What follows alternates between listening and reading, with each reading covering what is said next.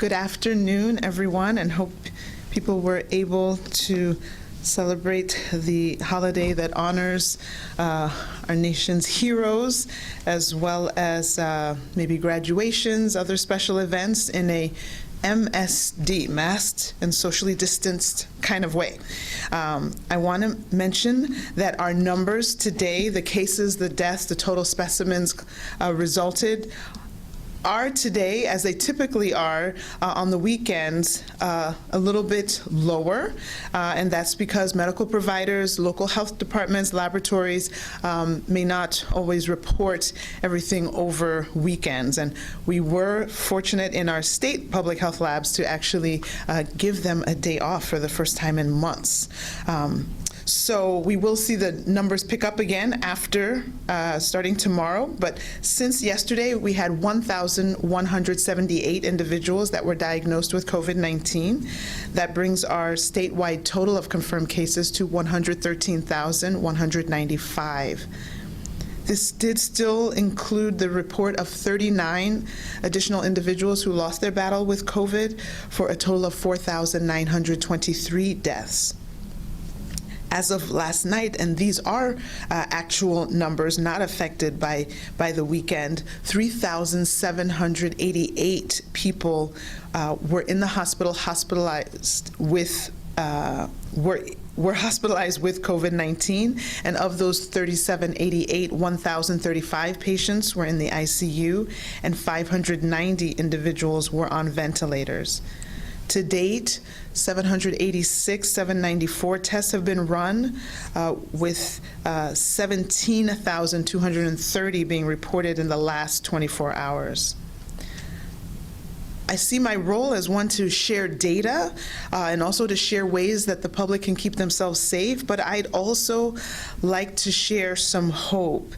And I do want to share that for the week ending May 16th, we reported out a total of 780 deaths.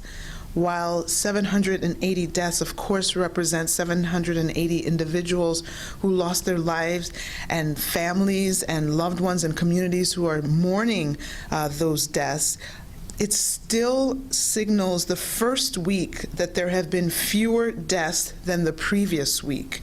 And so I am hopeful that this fact is the beginning of a downward trend. But of course, that also depends on all of us and making sure that we're doing all that we can to decrease the transmission of this virus. Another good thing is that remdesivir, that is the investigational drug that has showed some important clinical outcomes for hospitalized patients, and that it decreases hospital stay. We did get a third shipment of remdesivir last week, and that involves 353 cases, and that has been distributed to hospitals around the state. Each of these cases has enough vials to treat approximately 5 patients, depending on the course of treatment that's utilized, whether it's a 5-day treatment or a 10-day treatment. And I know hospitals want to know how we determined where that medicine went. We looked at several criteria. We analyzed COVID-19 data provided by hospitals, the number of COVID-19 patients, as well as bed and ventilator use. Every hospital with at least one laboratory confirmed or probable COVID-19 case using a hospital bed between May 12th and 18th received at least one case.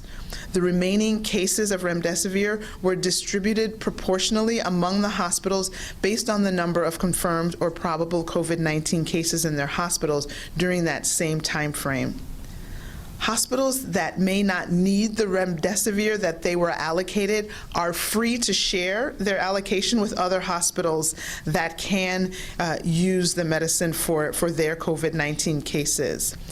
We will not be getting any shipments of remdesivir this week, but we are expecting additional shipment next week.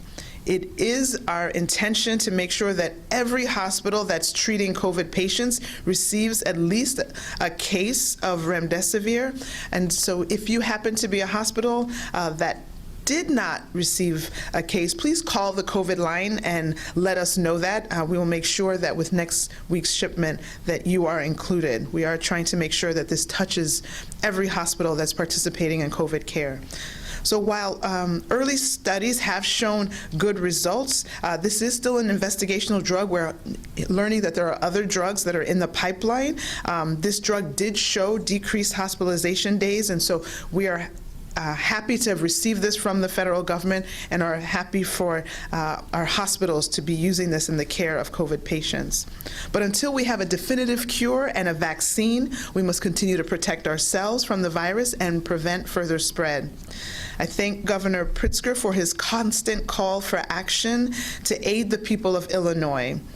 His call and his support of hospitals has given our state a great position as we take on this fight against COVID-19.